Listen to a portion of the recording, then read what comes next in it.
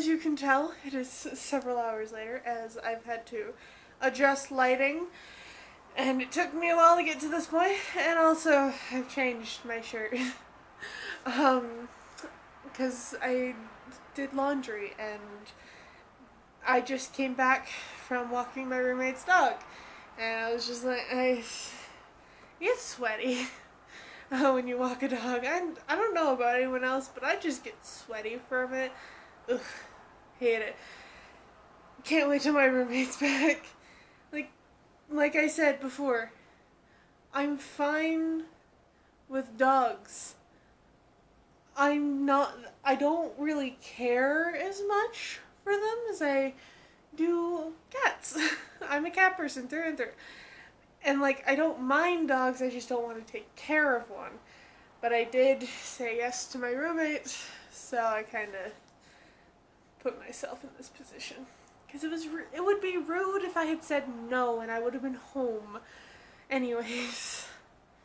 God. Also, it's fine. This dog is supposed to be low energy. According to my roommate, low energy. But this dog, I've had to trick him into doing shorter walks. Like the amount that my roommate does, which is 10-minute walks. Instead of what I kept having to do, which was half hour to an hour long walks. Because the dog kept stopping whenever I tried to head back. So I've had to trick him into a circle. Let's get into this book talk. So today's video is on the Atlas 6 by Olivie Blake. Now, I'm going to put this right here for you all to... It doesn't really work with my lighting situation. I'm going to put this, not on that, right here so you all can see it. But I have also recorded this already, but that video is corrupted, so I gotta record this again. Now, it's been a while since I read this book, and the reason for my delay in recording it is that I didn't know if I wanted to record this video.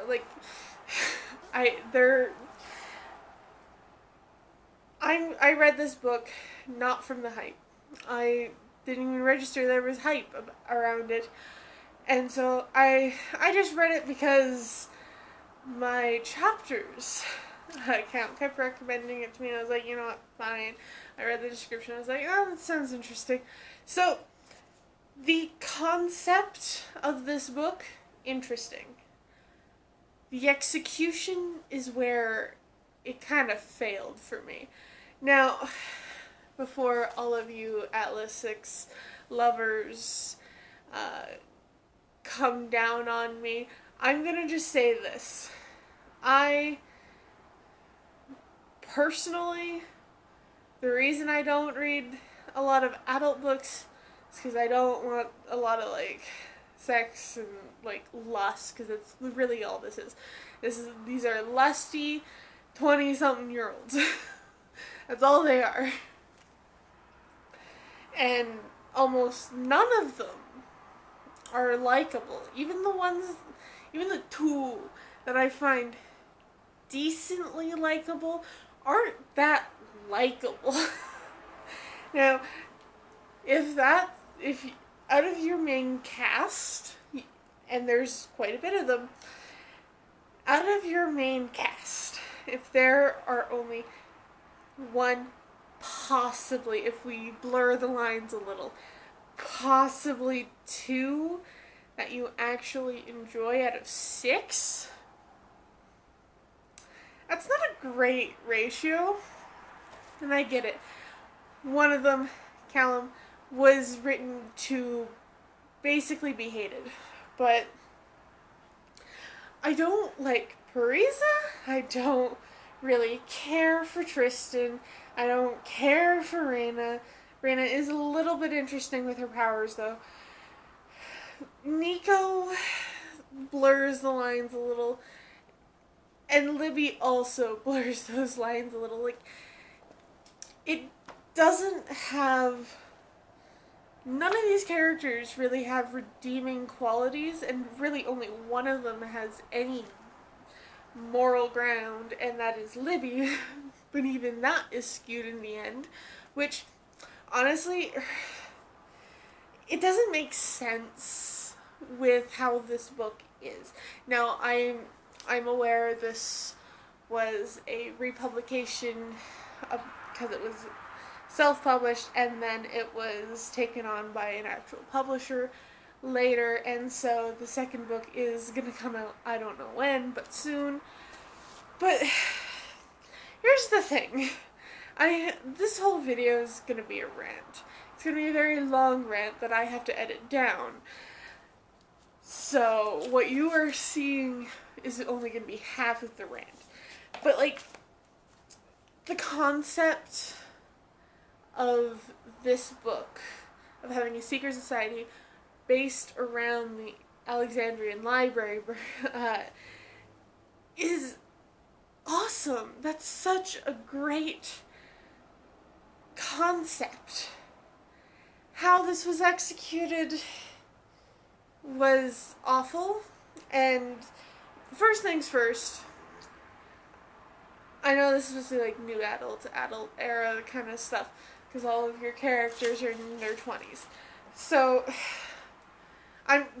this is not going to be what most of my book talks are, which are where I talk about the characters and everything.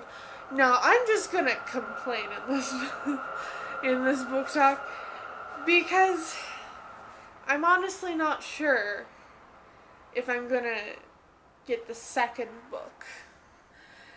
Okay, so I get it's adult genre. Yeah, I get that it's that. However, just because it's adult does not mean it has to have that much, like, sex or talk of sex, or because it's really all some of these characters talk about is sex. Now, I get it. It's on a lot of people's minds a lot of the time. Some people are just naturally just want to read that, and it's totally fine.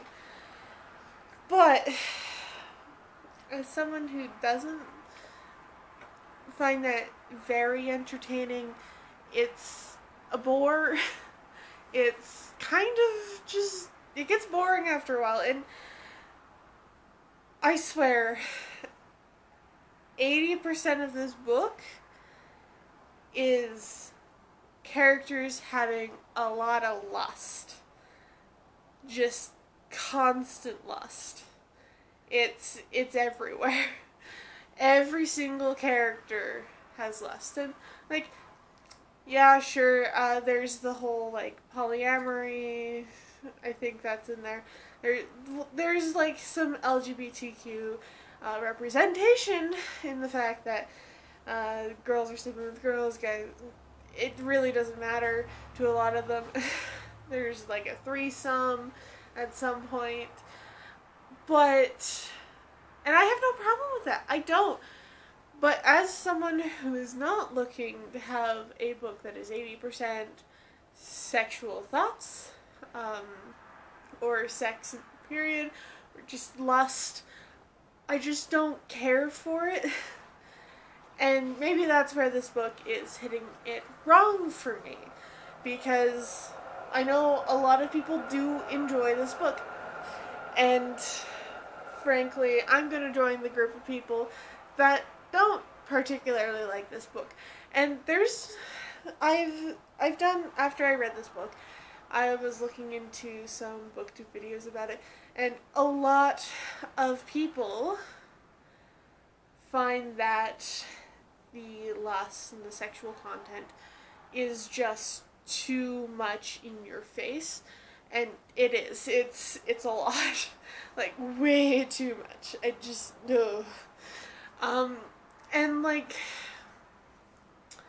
so that's honestly where I feel like the execution was bad, because there was not enough plot. It felt like more just you have lustful characters and you just want to play around with them, which totally fine. However, you were writing a book labeled as Dark Academia, and the academia part is barely there. Like, sure, they're reading a bunch of, and they're studying things, and they learn a few things. Like, Tristan's trying to learn more about his power and how it works. Libby, Libby and Nico are learning more about space-time, wormholes, and everything. Reyna, I don't feel like she's learning about much. But she does like to read, so she likes history, I guess. So I don't think she's really learning much. Let's see. Callum's just a big dick. Parisa, she's hardly learning anything as well, because as far as I'm aware, the only people learning anything are Tristan, Libby, and Nico. As far as I am concerned. Because, like, you don't see anyone else learning anything about their powers, learning anything about what they can do with that. It just doesn't make sense. And so this also brings me to the fact that the world is poorly built. Now, I'm gonna stop talking about how this book failed on execution, but it had a good premise. And I'm now going to talk about one of Olivie Blake's major flaws with this whole thing. It is the world. The world is too vague. Now, I have no problem with vague worlds. In my own book, I'm a little vague. I do delve a little deeper in it as the books go on, just because that's how I write fantasy. And so the world is being brought completely together, solidified as the books go on. And who knows, maybe in the second book, this is fixed. Or, you know what, it could not be, and I could be completely valid in my opinion here. But, so, here's the thing. The biggest flaw is that the magic system and everything is just too vague. Now, vagueness can work in a lot of fantasies.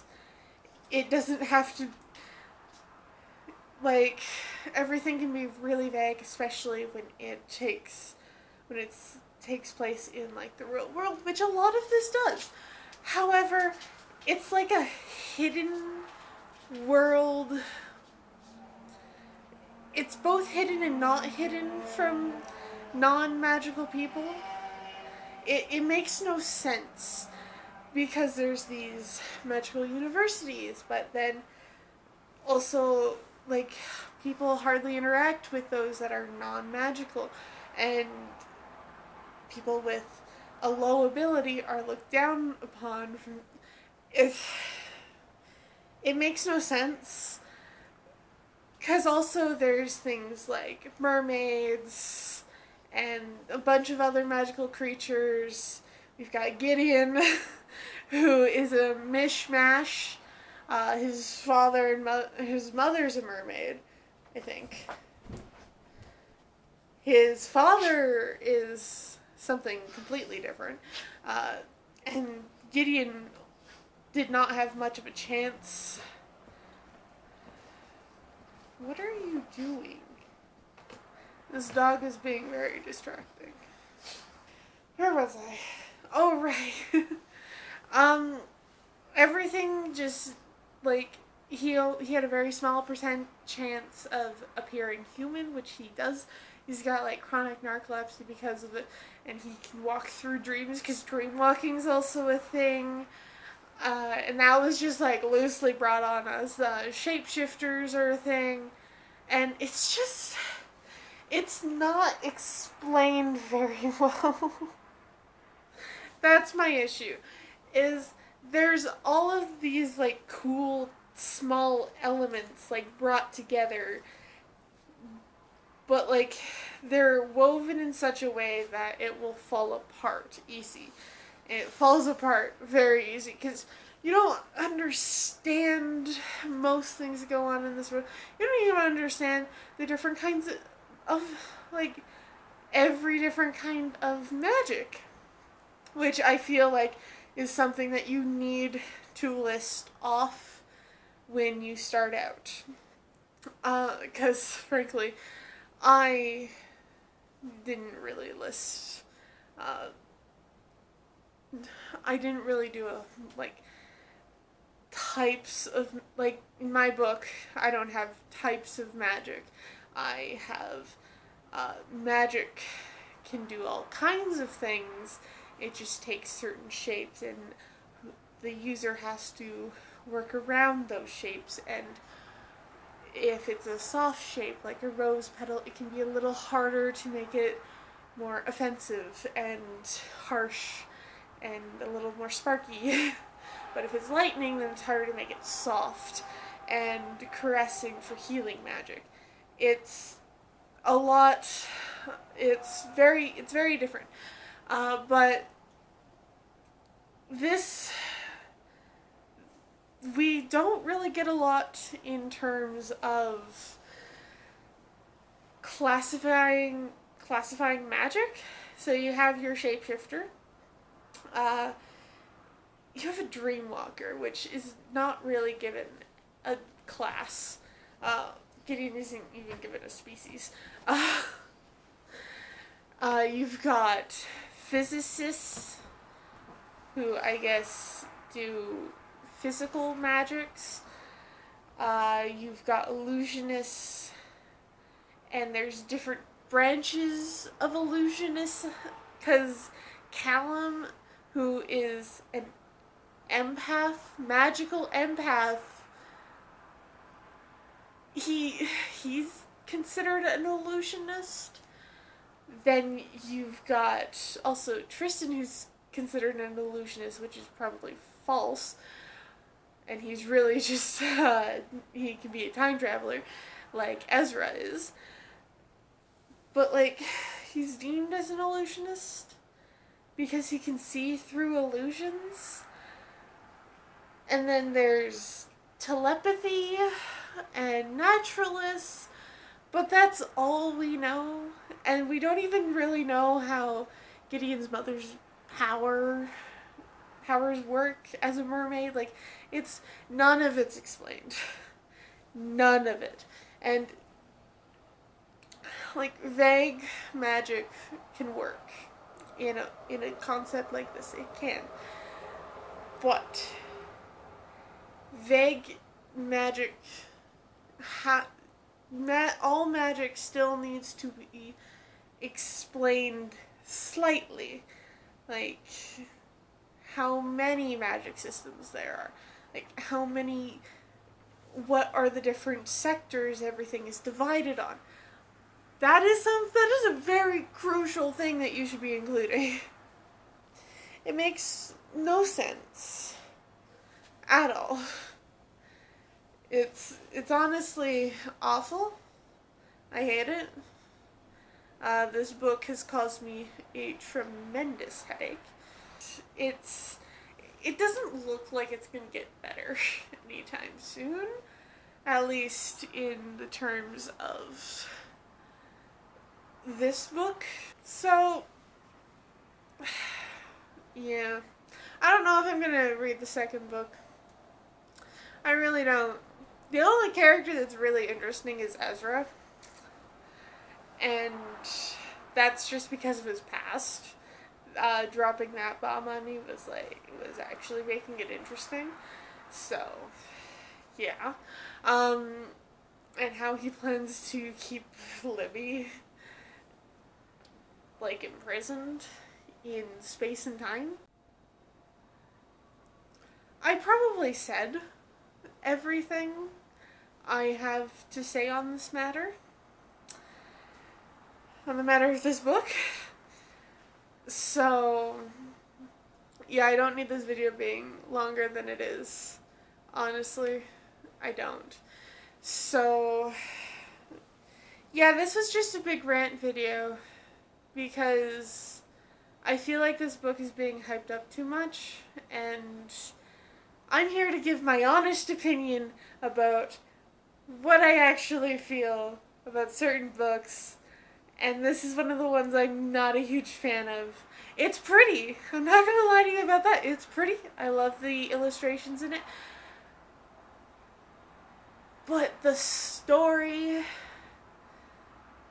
the execution, and just the world building, it's not there. It's just not. And I am sorry, Olivie Blake, but this is just not for someone who likes fantasy, loves the lore building of a lot of fantasy books. There is, like, almost zero lore building in this book. Like, say this is the timeline of the book. And this is how much is written in here. Like, about this tiny bit is how much is actually lore, which makes no sense. And if we had been shown a bit more in that department, maybe I would have enjoyed this book a little more, because I can see past all the lust. I can. But I can't see past the poor execution. I can't see past the fact that I don't like most characters. I can't see past the fact that the world is not built properly, and it causes such strife for me. But yeah, we'll see how that goes. We'll see if I decide to ever pick up the second book. Maybe someone in the comments below will come back.